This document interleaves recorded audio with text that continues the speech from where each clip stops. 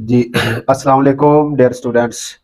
आज हम second year mathematics FSc ICS जो पार्ट 2 है उसकी मैथ का यूनिट 4 स्टार्ट करेंगे और यूनिट 4 की exercise 4.1।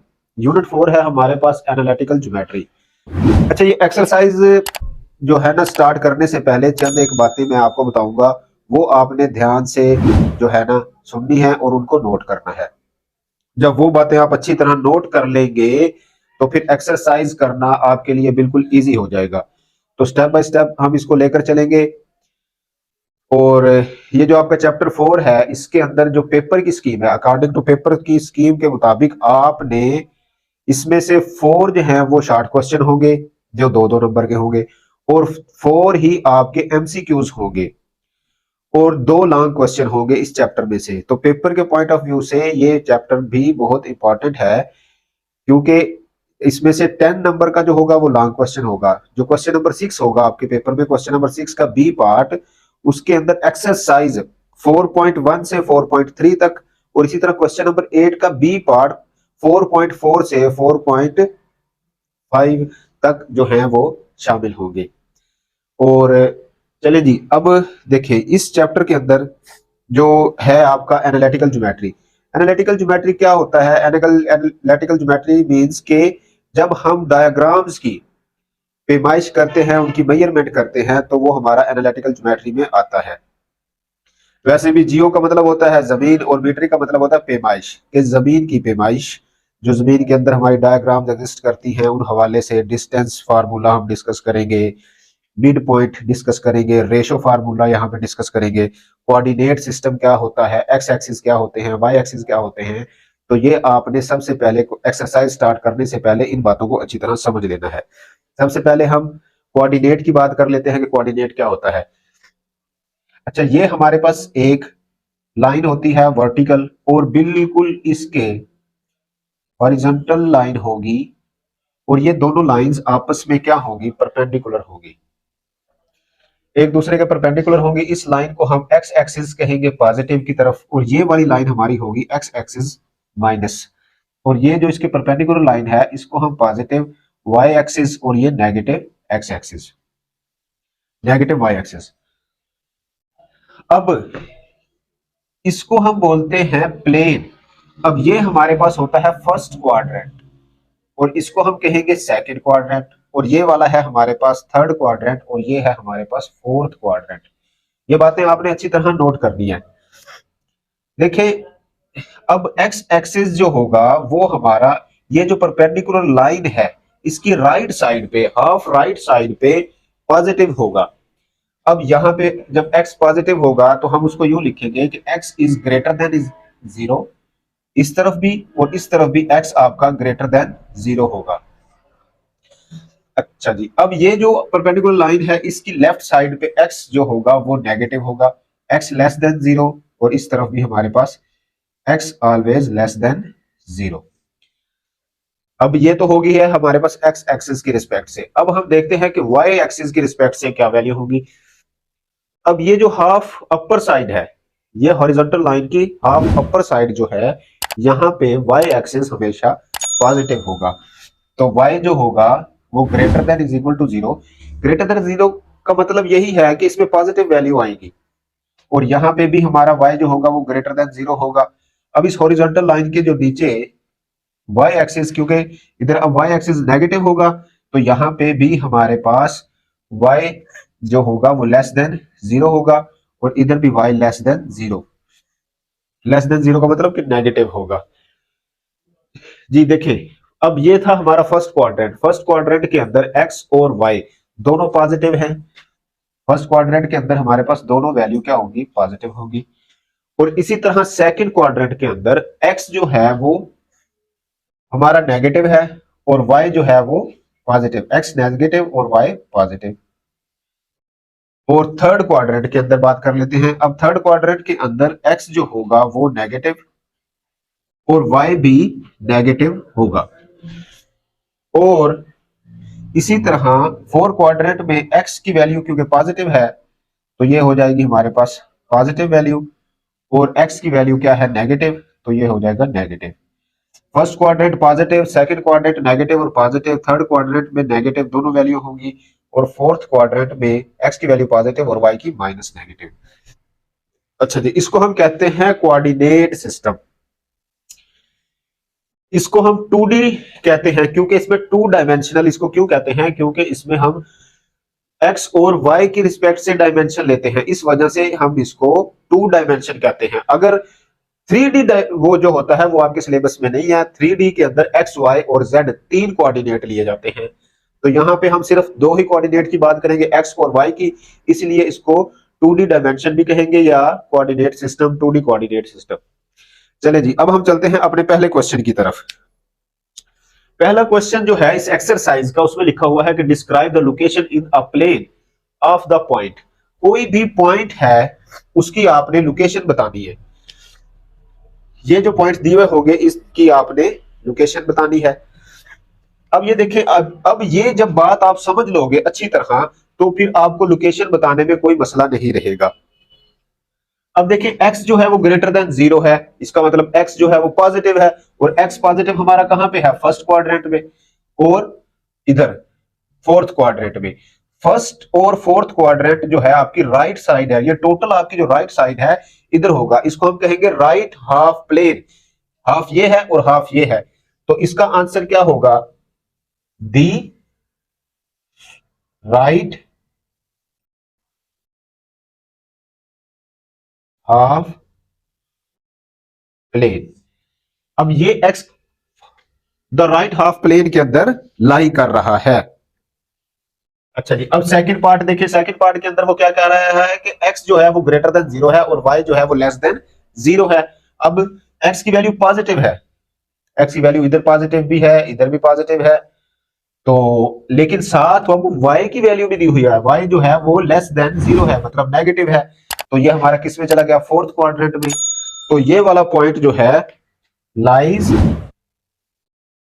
In fourth quadrant, you लिख ले या यू लिख ले, फोर्थ क्वाड्रेंट। फोर्थ क्वाड्रेंट के अंदर ये लाई करेगा। अच्छा जी, अब देखिए थर्ड वाला वो क्या कह रहा है कि x इज इक्वल टू 0। इसका मतलब ये है कि x जो है वो 0 है। अब हमेशा ये बात आपने याद रखनी है कि x कहां पे 0 होगा, ये तो x एक्सिस है, यहां पे तो x एक्सिस की वैल्यू होगी, और ये है हमारे पास y एक्सिस। y एक्सिस के ऊपर हमेशा जो होगा x 0 होगा। देखिए अगर मैं x एक्सिस के ऊपर वैल्यू लूं, ये है 1, ये 2 और ये है हमारे पास 3, तो इस तरफ नेगेटिव में हो जाएंगी, और y एक्सिस पे 1 2। फॉर एग्जांपल मैं एक पॉइंट लेता हूं, देखिए 2 और 0। अब इस पॉइंट जो है ये एक्सिस के ऊपर, x एक्सिस के ऊपर लाई कर रहा है, क्योंकि यहाँ पे x की वैल्यू 2 है और y की वैल्यू 0 है, सेम एज इट इज।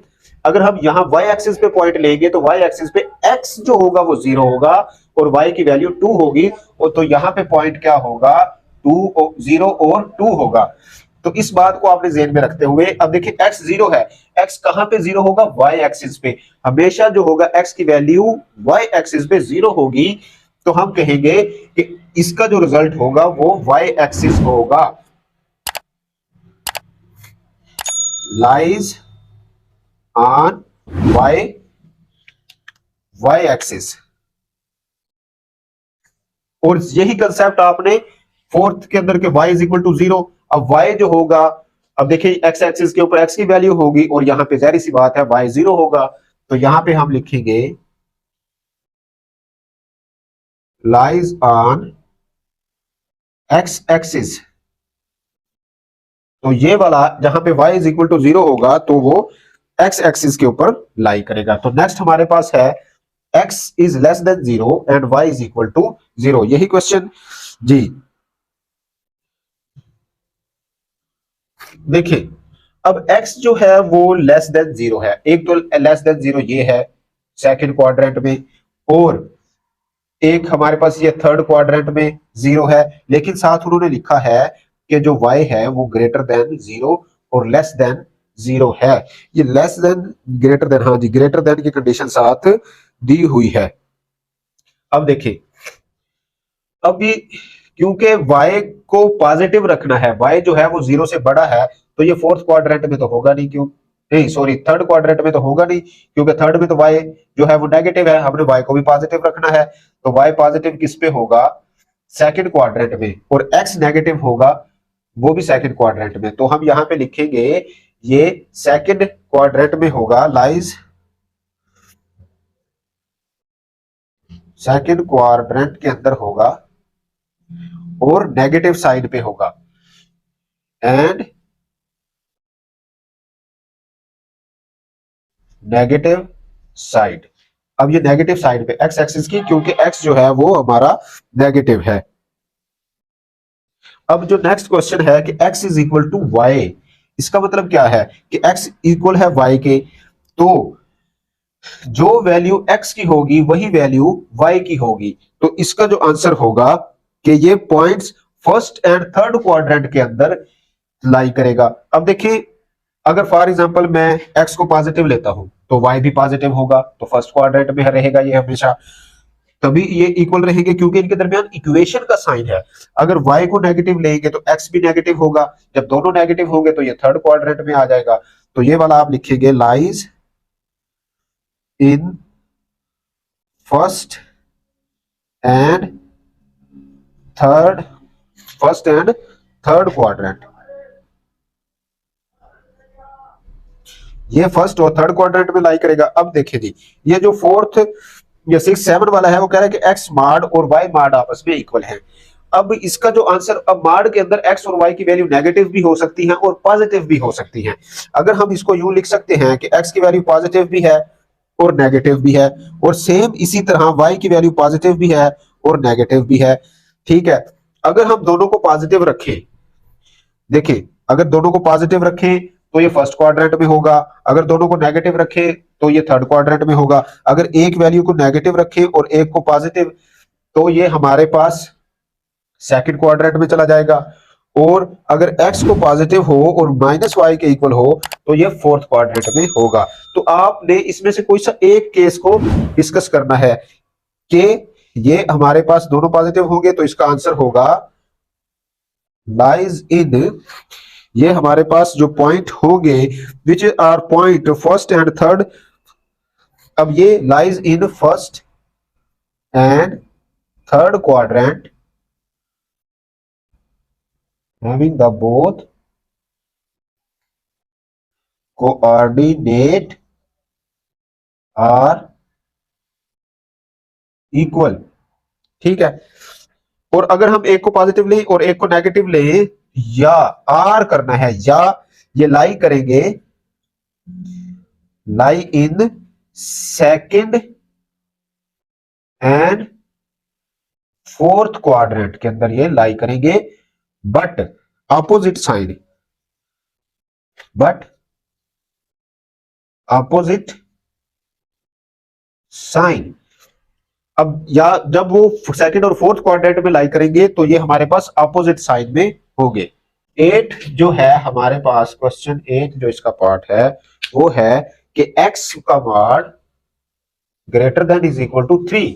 अब देखिए, अब फिर इसके साथ माड के साथ है, तो हम इसको यूं लिख सकते हैं कि 3x जो है वो ग्रेटर देन है -3 और लेस देन है is equal to 3।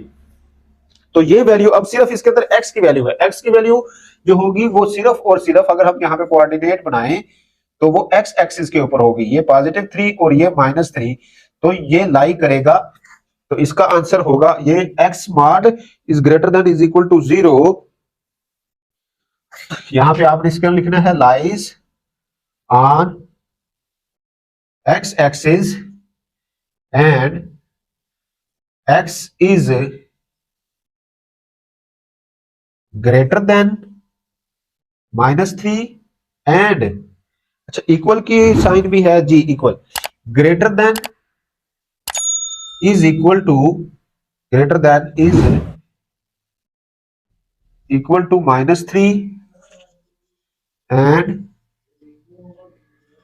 Less than is equal to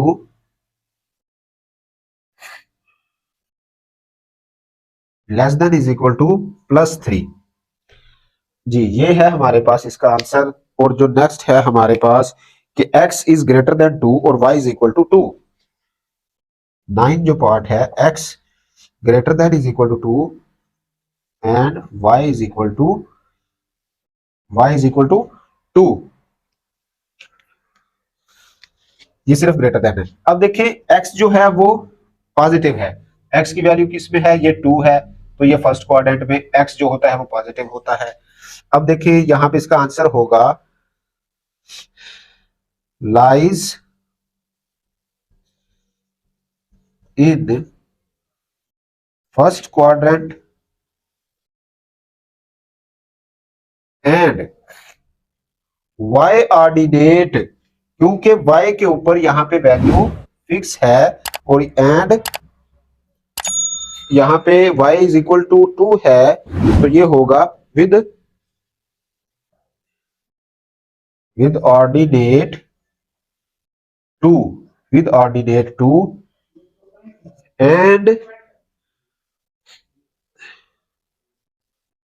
abscissa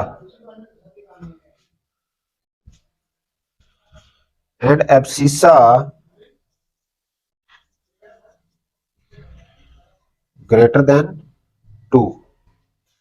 देखिए जी, अब जो हमारे पास 9th वाला है कि lies in a first quadrant and with ordinate 2। Ordinate क्या होता है? ऑर्डिनेट का मतलब ये होता है कि ये जो हमेशा आपकी y एक्सिस के ऊपर वैल्यू होगी उसको हम ऑर्डिनेट कहेंगे, y एक्सिस वाली वैल्यू को। और जो एब्सिसा आपकी हमेशा x एक्सिस के ऊपर जो वैल्यू होगी।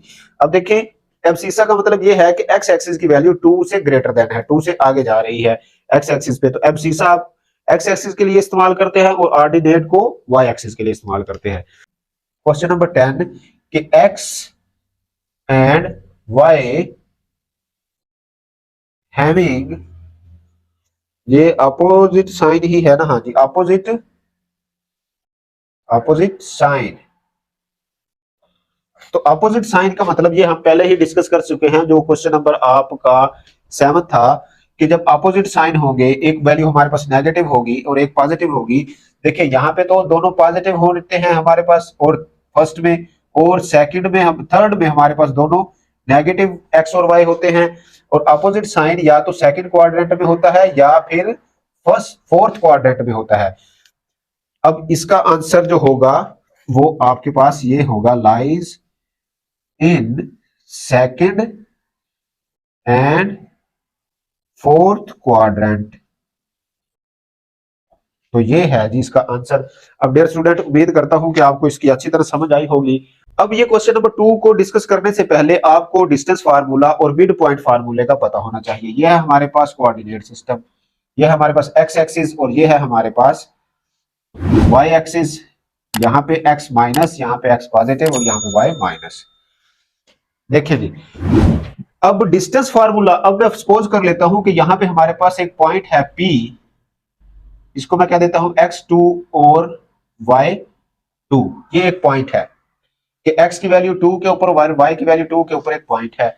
और एक और पॉइंट है Q, यहां पे मौजूद है Q जो है ये पॉइंट है, इसको मैं कह देता हूं x1 और y1। अब इन दोनों पॉइंट्स के दरमियान जो डिस्टेंस है P और Q के दरमियान,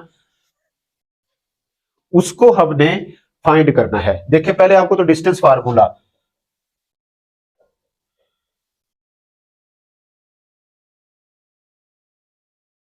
अब डिस्टेंस फार्मूला क्या होता है? डिस्टेंस फार्मूला आपने फाइंड करना है P और Q का मॉड। ठीक, तो P और Q का मॉड होगा, तो इसको हम D के साथ भी डिनोट कर सकते हैं।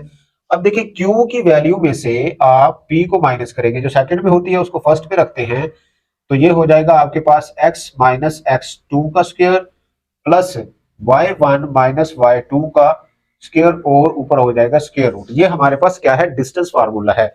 अब इस फार्मूले के अंदर आपने इस चीज से परेशान नहीं होना कि हम x1 पहले लें, x2 पहले लें, तो आप इसको यूं करके भी लिख सकते हो, x2 minus x1 plus y2 minus y1 का स्क्वायर और ऊपर आ जाएगा आपके पास स्क्वायर रूट। देखिए अब आप पहले x1 ले लो या पहले x2 ले लो, इससे कोई फर्क नहीं पड़ता, क्योंकि इनके ऊपर स्क्वायर है और जब स्क्वायर ऊपर आ जाए तो माइनस वाली वैल्यू भी है वो पॉजिटिव हो जाती है।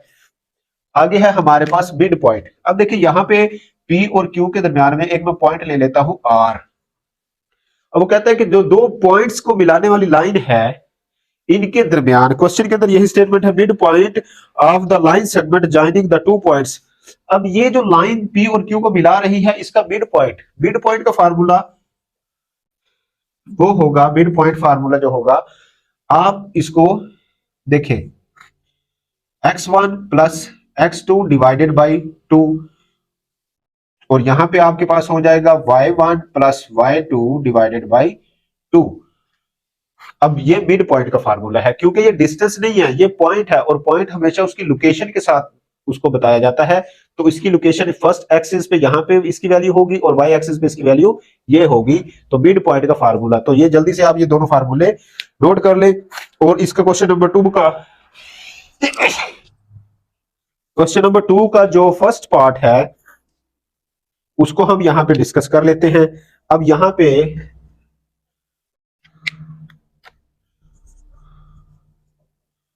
क्वेश्चन नंबर 2 का जो फर्स्ट पार्ट है, देखिए ए हमारे पास, ए की वैल्यू है 3 और 1, और बी पॉइंट जो है वो है -2 और -4। अब सबसे पहले तो ये डिस्टेंस आप फाइंड करें। देखें जी, ए और बी का डिस्टेंस जो बाद में होता है उसको फर्स्ट पे लिखते हैं वैसे, -2 -3 का स्क्वायर प्लस -4 और -1 का स्क्वायर, और ऊपर आपके पास वैल्यू आ इसकी स्क्वायर रूट। अब देखिए -3 और -2 -5 का स्क्वायर प्लस -5 का स्क्वायर और स्क्वायर रूट। अब स्क्वायर होने की वजह से ये वैल्यू क्या हो जाएगी, पॉजिटिव हो जाएगी।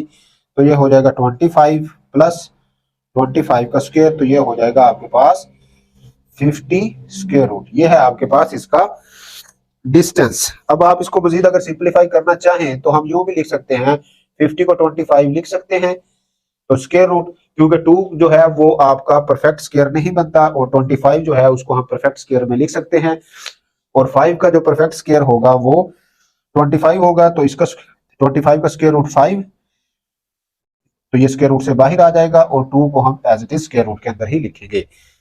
तो ये था आपका डिस्टेंस। अब हम इसका देख लेते हैं जी मिड पॉइंट। अब जो मिड पॉइंट का फार्मूला है x1 plus x2 divided by 2। अब ये देखें जी, पहली वैल्यू x की है, ये x1 है और ये x2, 3x1 माइनस जो 2 है वो x2 है, तो इसको प्लस कर लेते हैं, 3 प्लस -2 डिवाइडेड बाई 2, और इस तरफ हमारे पास है 1 प्लस -4 और डिवाइडेड बाई 2। अब देखिए जी, plus minus minus 3 -2 divided by 2, और इधर आपके पास आ जाएगा +-4 डिवाइडेड बाई 2, और 2 तो ये आ जाएगा 1/2 और -3/2। तो ये आपका आ गया है इसका मिड पॉइंट। तो same as it is question number 1, वो क्वेश्चन नंबर 2 का जो फर्स्ट पार्ट और जो इसका सेकंड और थर्ड पार्ट वो सेम एज इट इज ही है। तो उम्मीद करता हूं डियर स्टूडेंट्स आपको इस फार्मूले की क्वेश्चन नंबर 1 की अच्छी तरह समझ आई होगी, और नेक्स्ट जो लेक्चर है उसके अंदर हम इसके मजीद जो क्वेश्चन है वो डिटेल के साथ डिस्कस करेंगे। अपना ख्याल रखिएगा। अल्लाह हाफिज।